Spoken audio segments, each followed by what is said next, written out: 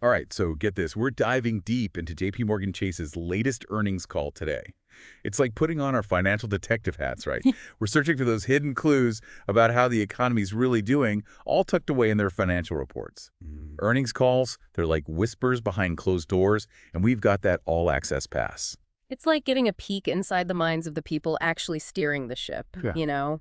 What are these financial giants thinking about? What keeps them up at night? We can actually learn a lot from what they say and, even more importantly, what they choose to emphasize. And let me tell you, JP Morgan's latest call, which just happened last week on October 11th, had me scratching my head a few times. I mean, they announced a profit of almost $13 billion, and you'd think they'd be popping champagne, right? But then, Ah, yes. Then comes the but. That's Jamie Dimon for you. JP Morgan Chase's CEO. He's known for being pretty straight-talking, even when it comes to the economy potentially tanking. He acknowledged the great performance, but he didn't try to downplay the challenges ahead at all. Called it a Goldilocks moment for the economy. Good right now, but with some serious potential problems coming. okay, so we've got record profits, but with a big old warning label slapped on top. Yeah. What's got Jamie Dimon feeling so cautious? What are those storm clouds on the horizon? One word. Uncertainty. A lot of it comes down to interest rates. See, JP Morgan Chase, just like all banks, they make money from the difference between what they earn on loans and what they have to pay out in interest to people who deposit money. So what's the issue? They're actually expecting interest rates to go down. Right. That should be good news for anyone looking to borrow money and could even boost the economy, right? Logically, yes. Lower rates usually mean borrowing money gets cheaper for things like houses and cars, you name it. But here's where it gets interesting. JP Morgan isn't seeing that expected jump in borrowing yet. People seem to be holding back a bit. Really. People aren't exactly jumping at the chance to get those lower rates. Yeah. So much for that Goldilocks economy. Why aren't they biting? What gives? Are they just being cautious, or is there something else going on? It's most likely a combination of things. Some people are probably still feeling a little unsure about the overall economy. Remember how much of a concern inflation was not too long ago? Well, it's calmed down some, sure, but it's not gone completely. I think that makes people hesitate a bit. And let's not forget, no one really knows where interest rates are going to go in the long run. Will they keep dropping? Will they suddenly shoot back up? That uncertainty alone is enough to make even the most experienced investor take a step back. But you know what? We've uncovered another interesting little tidbit in this earnings call mystery, haven't we? It seems like JP Morgan isn't shying away from every risk out there. They're actually diving headfirst into direct lending, going head-to-head with those private credit giants. Now, that's a bold move. It is, and JP Morgan has put aside a serious chunk of change for this. We're talking billions of dollars here to loan directly to companies. And this is where it gets really interesting for anyone who follows the world of finance. They're not putting all their eggs in one basket by partnering with just one lender. They're spreading the love, working with multiple co-lenders on this. It's like they're playing 3D chess while everyone else is stuck with checkers. They clearly see a good opportunity here while everyone else is hesitant. But let's switch gears for a second and talk about the average consumer. What's the word on the street about their spending habits these days? Because when it comes down to it, their behavior can make or break the economy. That's the million-dollar question, right? Consumer spending is what drives the U.S. economy, and JP Morgan's data is showing us something pretty interesting. Yeah. Spending seems to have leveled off. Now, before anyone panics, this doesn't necessarily mean recession is right around the corner. It looks more like things are just going back to the way they were before the pandemic. So no more of those pandemic-fueled shopping sprees. I'll admit, I kind of miss those days a little. The thrill of having an online shopping cart filled with sourdough bread starters and the latest workout gadgets. Those were definitely interesting times, weren't they?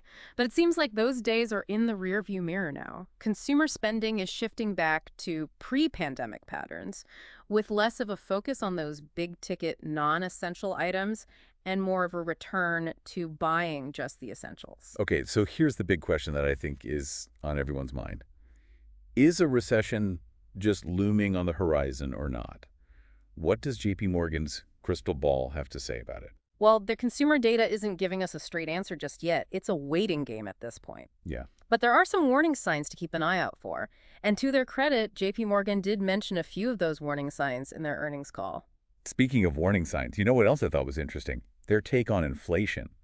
That's like the boogeyman of the economic world, isn't it? Seems to be everywhere and nowhere at the same time. Yeah, and it's definitely one of the things keeping Jamie Dimon up at night, even with those amazing profits. Remember that cautious outlook he had? Well, inflation plays a big role in that. Sure, it's cooled off some recently, but it's still higher than the Federal Reserve wants it to be. They've made it very clear that they're willing to keep raising those interest rates to get inflation back under control. Which puts us in a real pickle, doesn't it? Because if you think about it, on one hand, higher interest rates can help put the brakes on inflation. But on the other hand, those higher rates can also put a damper on economic growth. Talk about a rock and a hard place. Exactly. It's a real balancing act, and JP Morgan is fully aware of that. And that brings us right back to their giant pile of cash, that $30 billion in extra capital. That's their safety net, their just-in-case fund, if things take a turn for the worse. Wow, $30 billion. That's not just a rainy day fund. That's like a full-blown economic hurricane preparedness kit. What do you think that tells us about how they're thinking about things? It tells me they're being really strategic and super careful with their investments. They're not just throwing money at every opportunity that comes along. They're being picky. Holding back a bit, maybe because they see better opportunities coming down the line, or maybe because they're a little worried about potential risks in the market right now.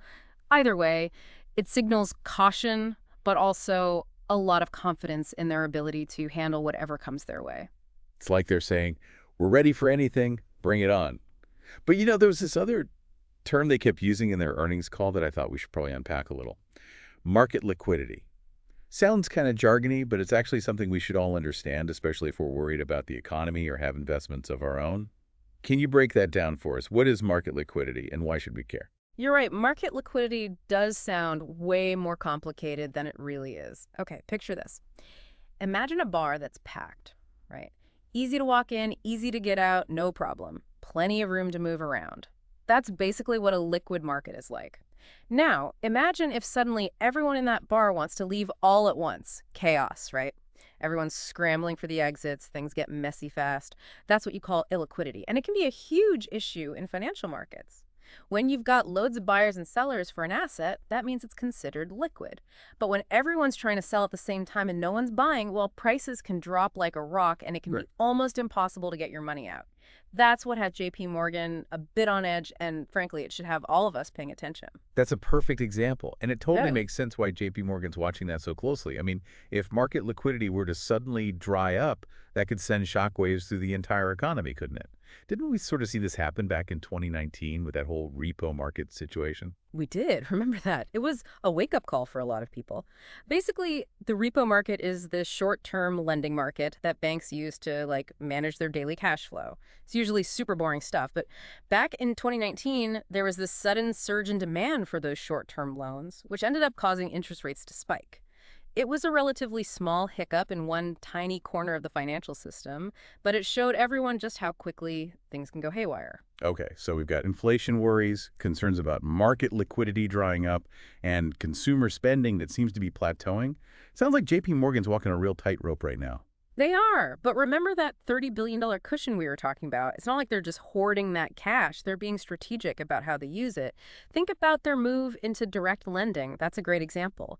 They're spotting opportunities where others are hesitant, and they're willing to take some calculated risks to try and find a return in this unpredictable market.